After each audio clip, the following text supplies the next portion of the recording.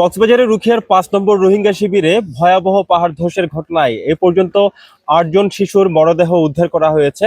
আপনি নিশ্চয়ই জানেন, আজ বিকেলে কক্সবাজারের উখিয়ার ৫ নম্বর রোহিঙ্গা শিবিরে মাদ্রাসার উপর আসলে পার্শ্ববর্তী ঝুঁকিপূর্ণ পাহাড়টি ভেঙে পড়ে। এই ঘটনায় এ পর্যন্ত ৮ জন শিশুর অর্থাৎ কন্যা শিশুর, যেহেতু এই মাদ্রাসাটি বালিকা মাদ্রাসা ছিল এবং সেখানে সবাই হচ্ছে কন্যা শিশু, প্রতিদিনই আসলে পড়ালেখা করার জন্য মাদ্রাসায় প্রতিদিনকার মতো যখন অবস্থান করছিলেন আজকে বিকেলে, ঠিক সেই সময় অতি বৃষ্টির সময় পাহাড়টি ধসে পড়ে। ঘটনাস্থল থেকেই ৮ জনের মরদেহ উদ্ধার করা হয় এবং জীবিত উদ্ধার করা হয়েছে ৫ জন শিশুর মরদেহ, যাদেরকে বিভিন্ন হাসপাতালে, এমএসএফ হাসপাতালে সহ আশেপাশের বিভিন্ন হাসপাতালে চিকিৎসা দেওয়া হচ্ছে।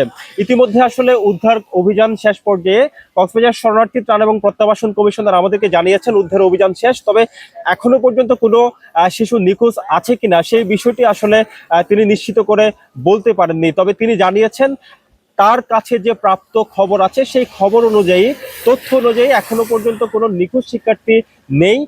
উদ্ধার হয়েছে ৫ জন, যারা জীবিত উদ্ধার হয়েছে, পাশাপাশি ৮ জনের মৃতদেহ সেই জায়গাটা থেকে উদ্ধার করা হয়েছে বলে আমরা জানতে পেরেছি। শরণার্থী ত্রাণ এবং প্রত্যাবাসন কমিশনার আরো জানিয়েছেন, যেহেতু অতি ভারী বৃষ্টিপাতের সময় বিভিন্ন ক্যাম্পে পাহাড় ধসের সম্ভাবনা রয়েছে, সে কারণে উখিয়া এবং টেকনাফের যে ৩৩টি রোহিঙ্গা শিবির রয়েছে, এই সকল রোহিঙ্গা শিবিরে সব ধরনের শিক্ষা প্রতিষ্ঠান, সব ধরনের লার্নিং সেন্টার, মাদ্রাসা, বালিকা মাদ্রাসা থেকে শুরু করে সব ধরনের শিক্ষা প্রতিষ্ঠান আগামীকাল থেকেই বন্ধ ঘোষণা করা হয়েছে। আপনি নিশ্চয়ই জানেন, কক্সবাজারে গত কয়েকদিন ধরে টানা বর্ষণ চলছে। এই টানা বর্ষণের কারণে গত কয়েকদিন আগেই উখিয়ার রোহিঙ্গা শিবিরের ৩টি পৃথক পাহাড় ধসের ঘটনায় ৮ জনের মৃত্যু হয়।